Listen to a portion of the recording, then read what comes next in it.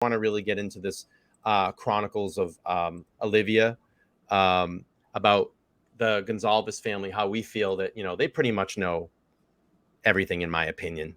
I think they have a pretty damn good idea of what went on in the house that night. But I think with the other documents, basically what they're doing is trying to establish a timeline and looking back and really figuring out, where was the communication, if anything. I know that there's the Snapchat. They pulled all of their Snapchat stuff for all the victims in the house.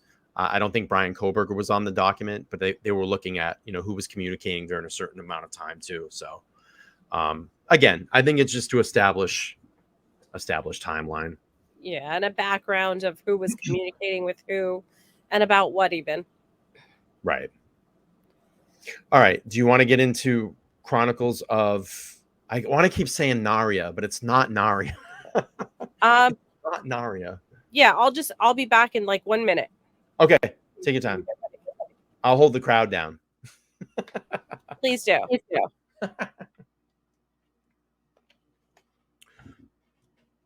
So what I wanted to do is talk a little bit about this Chronicles of Olivia video. If you haven't seen that, it was posted about 4 months ago. And it's funny, I haven't had a chance to watch it. And I got to sit down today and actually relax and watch it. What I'm going to do is, if you haven't seen that, just so if anybody hasn't seen it, I'll drop the link here in the chat.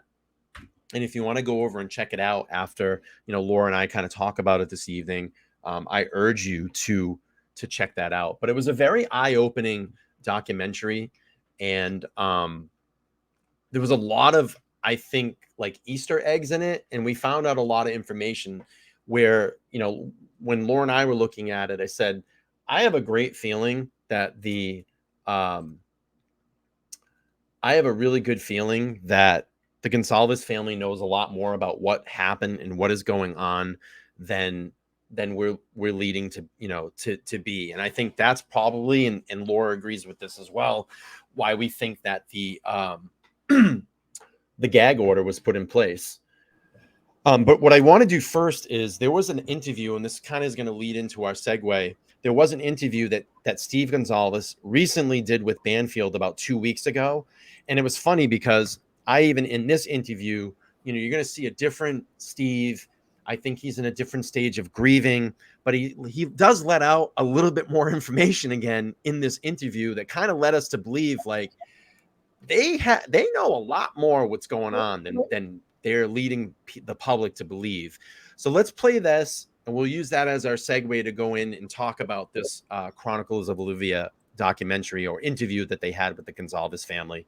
All right, let's take this here. Not to pry and ask which of the girls you were talking to. But so this was, and just to give context to everybody, this was what prior to the indictment, in and around when Bethany Funk was being was going to be talked to by the grand jury, correct? Oh yeah, before we knew about the grand jury, when she was supposed to be interviewed by the defense. That's it. I'm sorry. There's been so much time and so many dates, you get mixed up. But what I want to preference here is he's going to start off the cuff right away talking about, the girls have been talking, meaning Bethany and Dylan. They've been talking to either me or the family. And I really want you guys to listen to this because I think that it's very informative. Did she give details about some of what she's been processing in these 6 months? Well, between all the different families, I think both girls are talking. They're talking to somebody. One might be talking to me, one might be talking to someone else. So I think we have a good understanding of some of the details that haven't been made public, but we're just holding it close to the chest, and we're making sure that everything goes through the court process. That's right there. He said right there. Let's go back. They're talking to somebody. All the different families. I think both girls are talking. They're talking to somebody. One might be talking to me, one might be talking to someone else. So I think we have a good understanding of some of the details that haven't been made public, but we're just holding it close to the chest, and we're making sure that everything goes through the court. Again, right there, keeping everything held to the chest. Everything held to the chest. Processes, and everybody gets a fair shot, and everything is done in the right order. To mothers and fathers that really don't have any idea how this should work, we never seen ourselves in this spot, and we're just living one day by day. There's no playbook, for this, and it's a very exclusive club. I often say, very unwelcome, exclusive club that you're a member of, Steve. You are, I don't know where you get the strength and the fortitude, but you were there when Kohberger made that first appearance in January. Are you planning to be there on Monday? Yeah, I'm going to stick to the message that this family will do everything in its power to make sure that if everything rolls out and we know for a fact with the evidence that this is the person, then he's got pit bulls after him. So we're going to be there at every moment, analyzing every piece of data, going through everything to make sure that it is the right person, and we hold them accountable. And that, that kind of pressure has to come from more than just one parent. It has to come from all of us, and that's what we're working on. I know on Monday I won't be the only parent down there. There'll be other families there, and I think it's a moment of solidarity that we're getting more and more people active, and you got to give people time to figure out how they want to respond and how they're going to just wake up and deal with an everyday situation. But they're all starting to get their power and their strength, and they're all ready to go to court. And I think that courtroom's going to get more and more crowded. Do you mind me asking if you know what other parents are planning to be there Monday? I don't want to put them on the hook in case they wake up that morning and they don't feel like going. But I know of 2 other families that are planning on being there. We're organizing even the path that we get down there together. So anything can happen, and everyone has the ability to decide to change their mind. But I'll be there. I won't be changing my mind, and we'll have at least 9 seats of us there. And I hope that some of the other families feel that the more uncomfortable we can make this room, and the more that we can represent each person that was robbed of their lives, the best we can do. I mean, it's not going to fix the situation, but there should be some accountability when you take people that are special.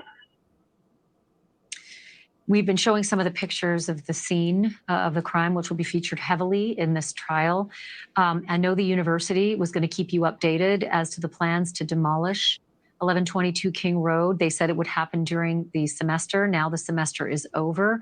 Have they kept their word at the university and kept you informed about the plan for the demolition? And as well as that, have all the parents been able to pick up their kids' belongings for the final time?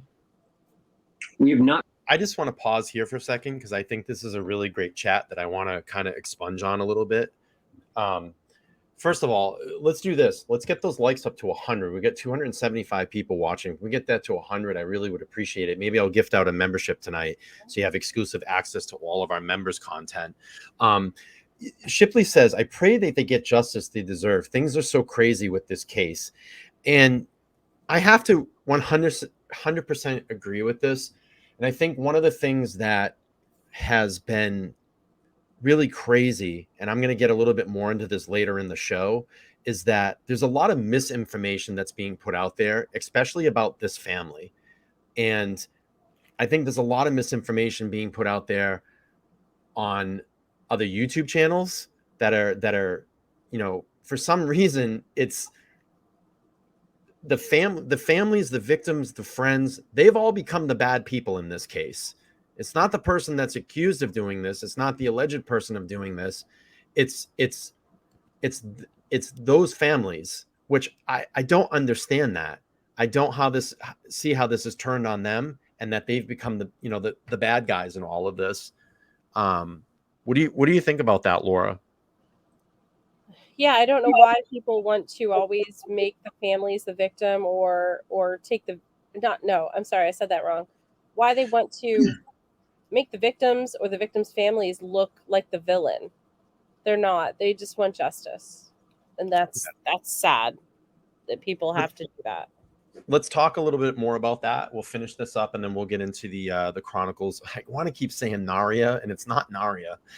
The Chronicles of Olivia Yes. interview. Let me get my screen back into position here. Not been able to pick those things up, which we would understand that might be very close to the moment that it's down, that it's going to be turned down, like maybe equipment's moving in. So we pushed back a little bit just because different parents have seen different court cases and have tried to get themselves self-educated on what we're going to go through. And they found cases where important evidence had been discovered, and they went back to the crime scene and actually it clarified things for different jury members. I don't know the exact story, but I just know that that's a reality that has been spoken to me. So we pushed back and said, hey, let's wait on this until at least everybody's on the same page, including the defendant. I want the defendant to be able to say, there's nothing in that house that's important to us. I want the truth. We want the right person. So we have every motion to sit back and say, hey, we can slow this down. We don't have to rush anything. I understand it's a little difficult for the community, but we all have to come together and we have to do what's right for these young adults that were put in this situation, and we're the only voices that they have. So we've asked to slow that down, and they've respected that. Steve Goncalves, it's good to see you again and talk to you again. I can't thank you enough for volunteering to be on this program with us. And I know that a lot of the people who are watching right now, if you can feel it, they're sending their love to you just like we are as well. And to Christy and the kids as well. Our best to you. Thank you. Okay. Just real quick in this chat, Jingles78 says, Brain, I think she meant Brian. She says, I love the new name. I watch you all the time. I just don't chat much, but I love the channel. Thank you so much. I appreciate it. It does. It feels like a big weight lifted off my shoulders, because this has been kind of bothering me for a while to kind of change the name, get this into a little bit more of a professional space. Again, I didn't know where Opinionated Idiot was going to take off when I first relaunched the channel many times. When I went with Opinionated Idiot, I was going to be more of a political channel, but here I am talking about true crime, and we have many other things planned here for the channel going forward. But right now, this is a case of importance, and it needs to be talked about. So Laura, let's get into this Chronicles of Olivia. You kind of turned me on to this documentary today. You sent it over. I think I may have, once I started to view it, saw some clips that were out there. I think some conversations about it. If anybody hasn't seen it, I would deeply tell you to go invest your time. It's about a 40-minute exclusive interview with the Goncalves family by a trusted TikToker that Kaylee actually followed. Chronicles of I want to say Naria. Stop saying this. Olivia. And it was a trusted TikToker that the Goncalves family reached out to and actually welcomed her into their home to shoot this 40-minute interview. It was done very well. It was much like a film, which was great. And I think it gave you some really raw insights to the Goncalves family, who they are as people, how their family runs, how close they are to that community in and around King Road. We found and discovered that they have family that live in and around that area. They knew a lot of people, and I don't know. I got a really good sense of who they were. What were your thoughts on it when you first saw it? When I first watched it back in January, I thought it was very heartfelt, but it wasn't until I rewatched it today that I realized just how much information was given to us from the Goncalves family about the whole case. No wonder they have a gag order, because they are not holding back, nor should they. However, they're forced to. So I really got a lot of little tidbits here and there, because since January, we've learned so much about the case, Yeah. had so many documents come out. We've learned a lot since that date. So yeah, I thought it was fabulous. Highly recommended. If you have not found it, go out to YouTube, type in Chronicles of Olivia, and watch the Goncalves family documentary. Yeah. So some things that kind of really jumped out at to me right away was we knew that Kaylee followed Chronicles of Olivia on TikTok, Yeah. and that's why Steve reached out to her. And I said, well, how would Steve know who Kaylee was following on TikTok, or who was? And I said, he had to have had access to her phone and her contacts, which later in the documentary, and by the way, a lot of spoiler alerts in here if you haven't seen it. So if you don't want to get spoiled, I would say watch this on a replay, but we're going to spoil it.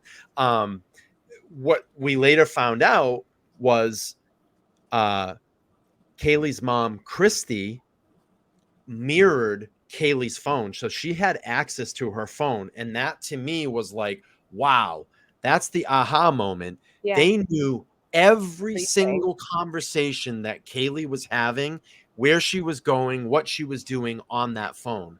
And I went, oh, they know everything. The Gonzalez family knows everything. They might not know every minute, detail, every interesting detail, small detail, but they know a lot.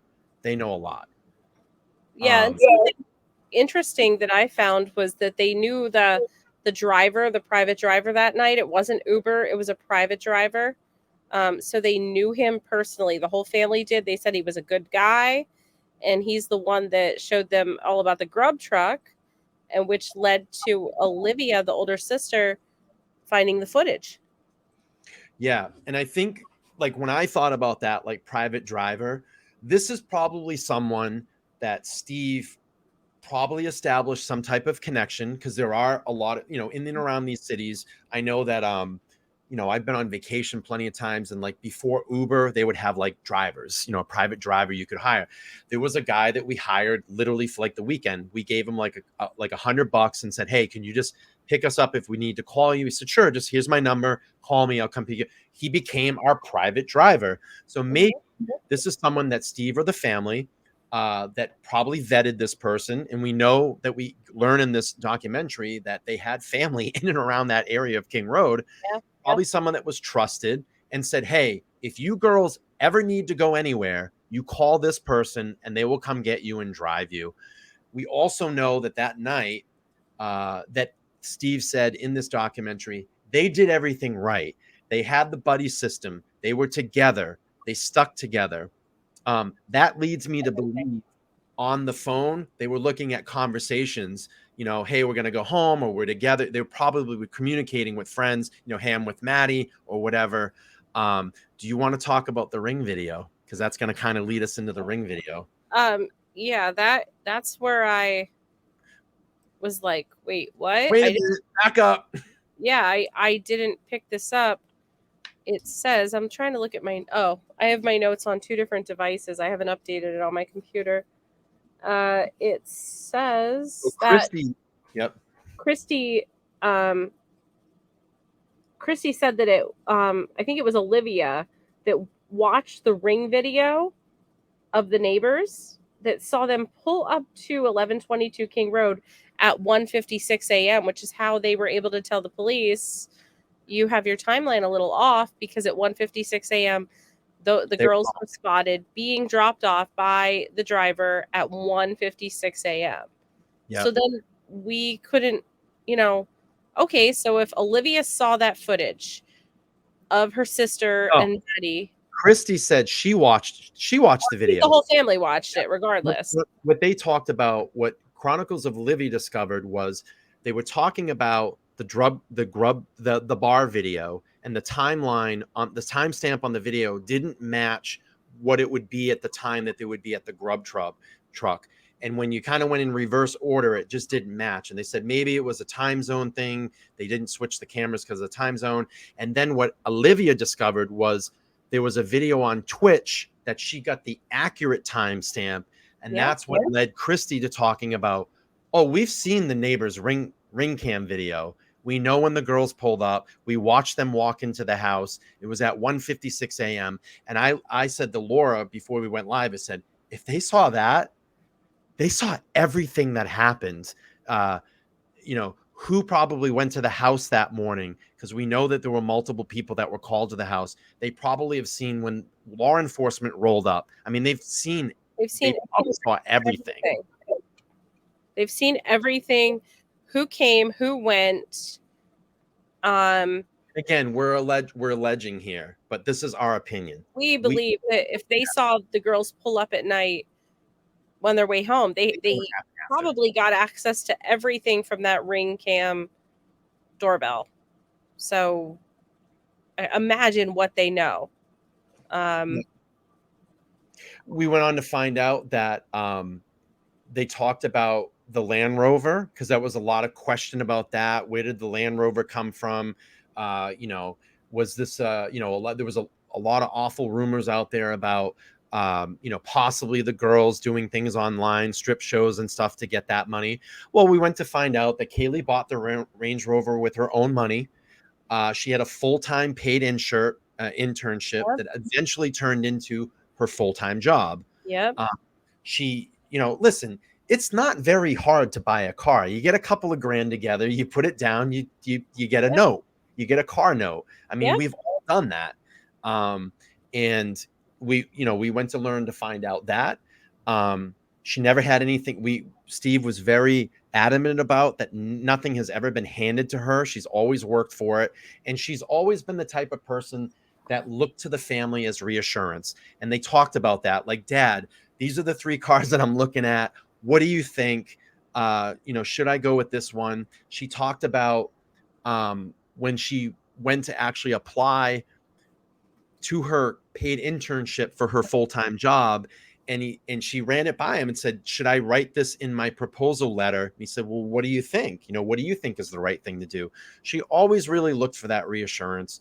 I also got that Christy was extremely talkative through the interview, and I could only imagine Kaylee probably mirroring, I'm just kind of going off my own assumption that Kaylee probably mirroring a little bit of that, that trait out of Christy, just being really conversational. She was she was a huge prankster, very, very competitive. They talked about when they went on, I think, vacation once, and the water was like 58 degrees. And she said, I'll do it. Everybody, I'll bet you $5 to run and jump. She said, I'll do it. She jumped in and was like, oh my God. And we really got a good insight to, who Kaylee was. And it's sad. It's really sad. She was the it girl in the house. We did find that out. Just trying to think. I'm just looking at my notes. Oh, so going to Jack D. Did you want to talk about Jack D? That they were very critical of him. He went to the Goncalves family immediately. They took photos of his body to ensure that he didn't have any signs of scratches or anything. I mean, they vetted him. They made sure that he had no marks on him and no proof of any type of stuff. Any involvement, right? Yeah. And they said that Jack went there and I think stayed like 3 days. Like 3 days at the house, and he was just crying and upset. And I would think, and we've seen updates now because the Goncalves family has that Facebook page. I mean, Jack's been over the house, and I would think Steve is the type of guy that if he thought that Jack was involved in anything, he would not be staying at their house. Yeah, exactly. We also know, and I think I remember Steve saying that they did investigate Adam and have some conversations with him as well, because as we know, Adam knows everything. And it's kind of the running joke on my channel. And we heard about the date that she went on about 2 weeks after she broke up with Jack. They were cooking a quesadilla or something. The guy basically called her a bitch, and she's like, well, I'm out of here. I'm not going to hang out with you. And I know that was some rumor that they think that could have been Kohberger. I don't get that feeling. I don't know. It could have been, it couldn't have been. I mean, I'd like to see. I mean, I want to see all the info. So, I mean, maybe that'll come out in trial if that has anything to do with it. Another extremely good point that led me to believe that they had access to Kaylee's phone and knew everything that was going on that night. They talked about Kaylee reaching out to Jack D that night and constantly like the phone calls and texting. And I think Steve even said something to the fact of like trying to really get Jack to call her and like, I'm going to leave with the dog tonight. You know, where would you just kind of pull that out of thin air if you didn't have access and see what messages were being sent back and forth? So, and listen, we know that Steve has said this, and I know a lot of people give him shit about it and go, you know, he goes, I'm an IT guy. I'm an IT guy. So he's an IT guy. I'm sure he has tracks on all his family's phones. I would want that if I'm an IT person and have the ability. And he probably had that conversation with his family. If anything happens to you, I need to know what's going on in your phone, because your phone tells you everything about someone. You know, there's the old joke. If you start to date someone, tell them to pull up their YouTube front page and look what's on there. It will tell you a lot about that person. So, you know, again, I think that they knew a lot more than they're saying. Yeah, and something that I gathered from it that I didn't gather from it before is they started out by talking about how the day went. They said that it was Sunday around 1 where they were watching football, and their niece called them.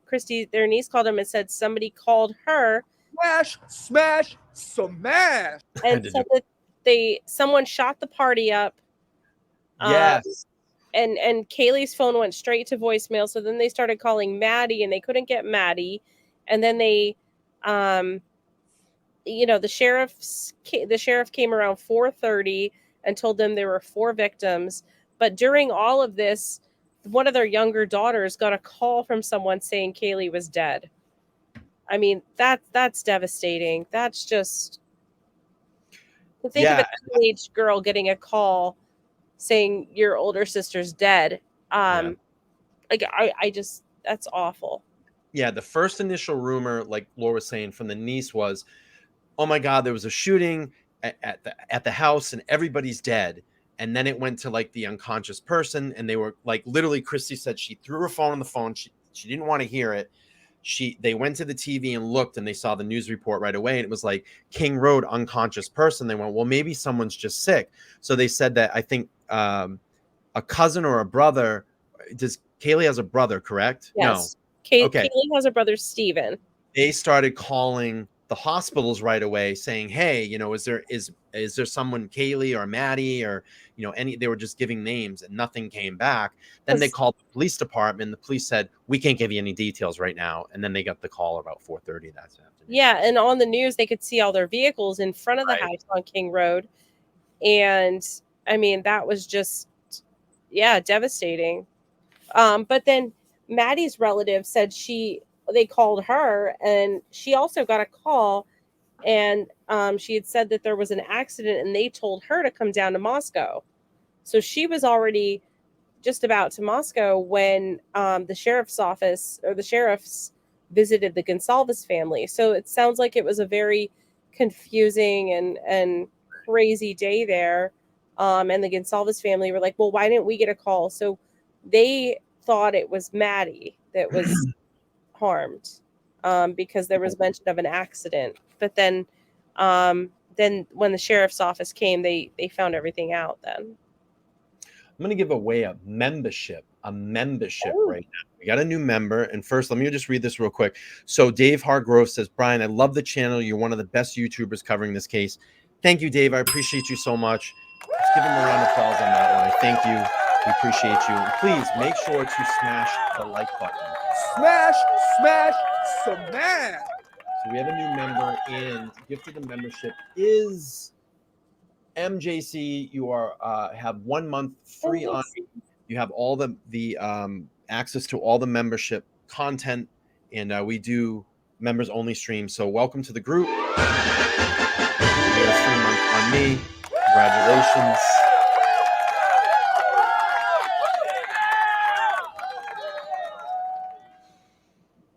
So yeah, I think it really gave a good insight to the Goncalves family. I think we had, for them to open their hearts and in their house, to someone that they've never really met, fully through, just through basically their daughter following them on TikTok and giving them that exclusive access to come into their home and get, very, intimate with them. And I think one of the saddest things that we found out at the end of the video was that Kaylee and Maddie were cremated, and their remains and their ashes stay together.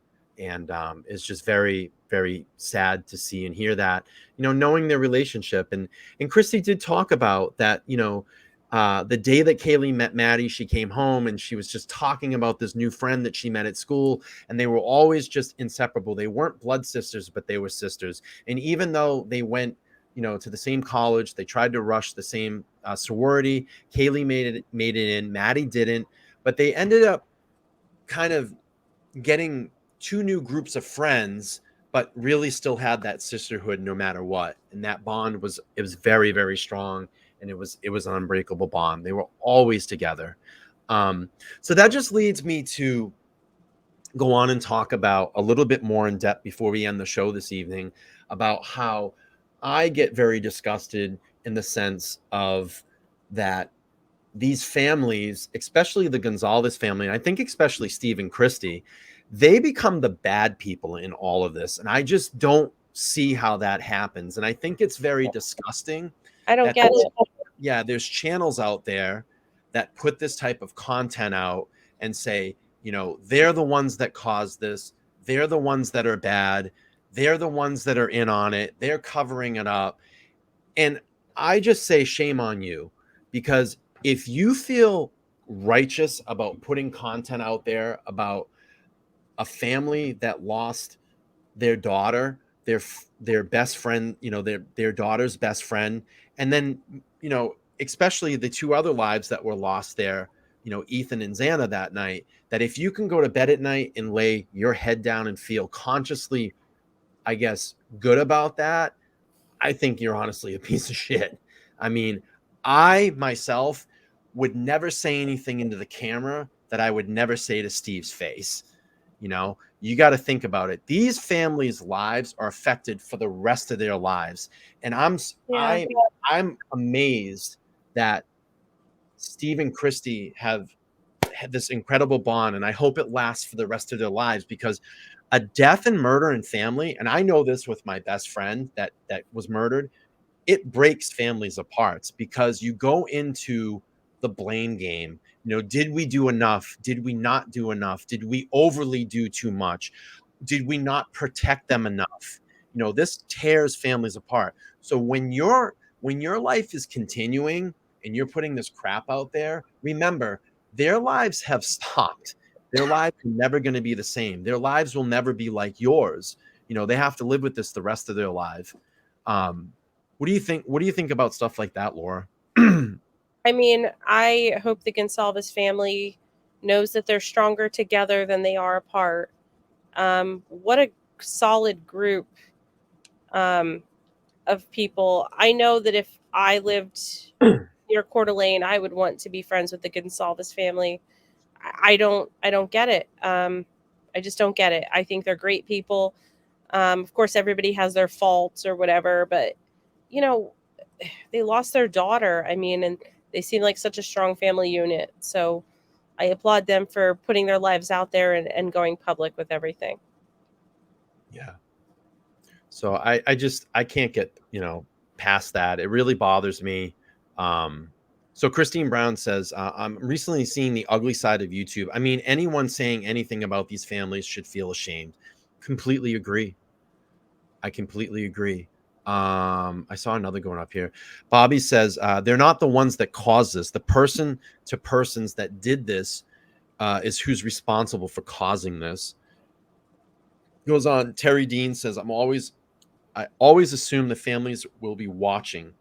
It keeps you genuine and kind. Absolutely. I've said that 1,000 times. If you don't think that any of those family members are watching what we're talking about and what we're doing, you're nuts. You're absolutely nuts. If you don't think the police or even the FBI are watching and what we're talking about, we know certainly YouTube is watching us, then you're nuts. you know.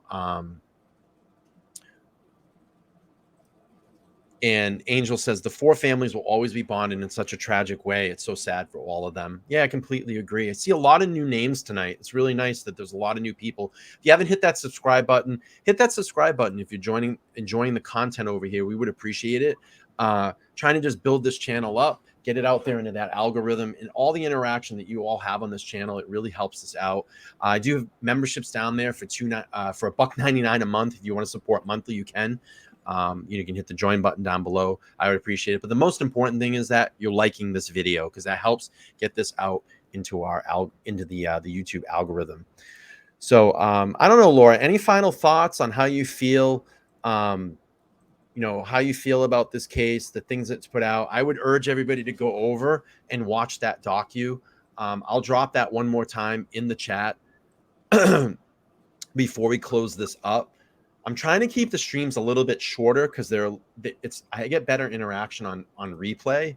But let me grab the. Yeah, I definitely recommend going out to Chronicles of Olivia and watching this. I wish we could hear from more of the families like this, not just the Goncalves family, just because all the victims need a voice. And I know the Goncalves family also includes Maddie, but I'd love to hear more about the other families and the victims. This is just one of the most bizarre cases I think we will ever experience in our lives. And I'm very anxious to get to the trial, let these families get justice. It's not going to bring back their children, their best friends, their boyfriends, their girlfriends. It's not going to bring anybody back, but justice, no matter who that is that did this, still goes. You want to answer this one, Laura? Okay. I'll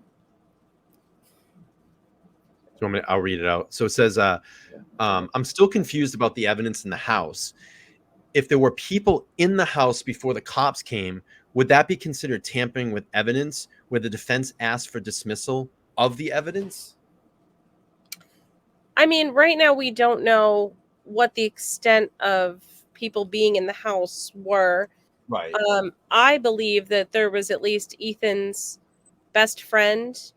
And I pulled that from Ethan's best friend was in the house on the eulogy. Ethan, a young man by the name of Hunter, not the twin, Hunter Johnson, I believe it was, came up and said he was Ethan's best friend. He was the one in the house.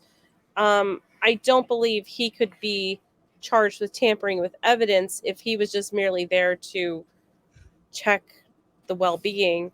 However, if we find out that there was a parade of people coming in and taking pictures or moving things or cleaning things up, I think that's a different situation. So I'm confused too. I want to see what's going on.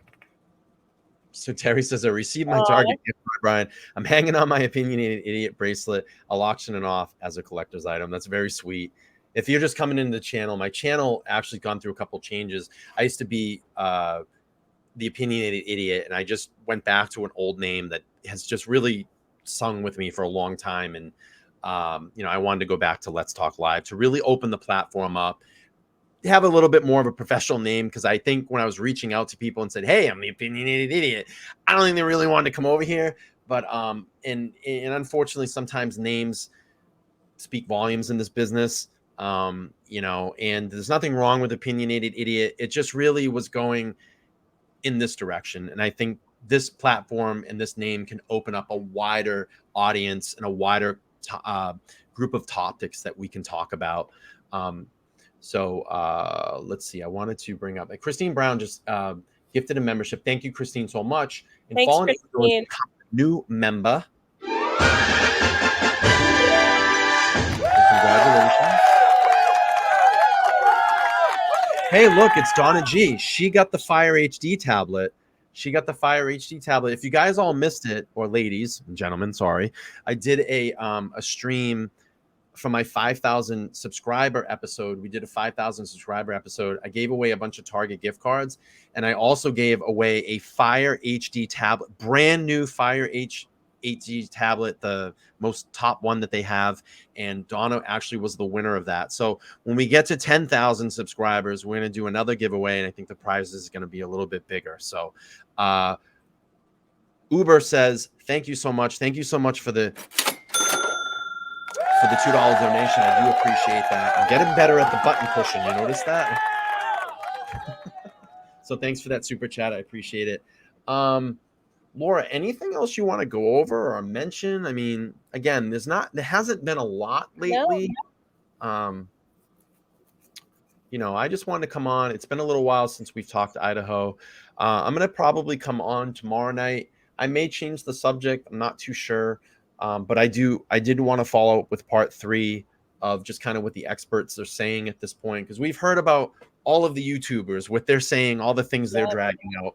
But I really wanted to kind of see what experts are saying. But I don't know. Maybe we'll switch it up a little bit and do something different. I'm just glad to be back. I'm glad to be feeling almost 100%.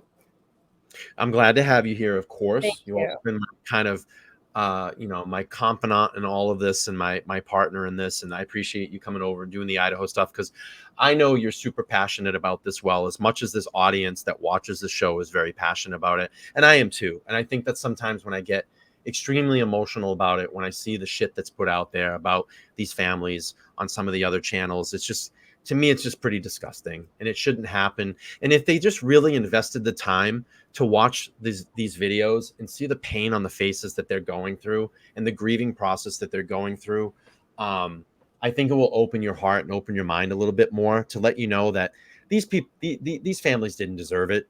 And these girls didn't know this was going to happen. And no one in that house knew that this was coming. That's my opinion. And they didn't deserve this. And to me, for me, I mean, 1122 will always ring in my head. That'll never go away. That'll be with me for the rest of my life. 1122, 1122. I will always say that, because I'm just so connected to this. I've been reporting on it for almost 5 months, 4 or 5 months. It will never go away.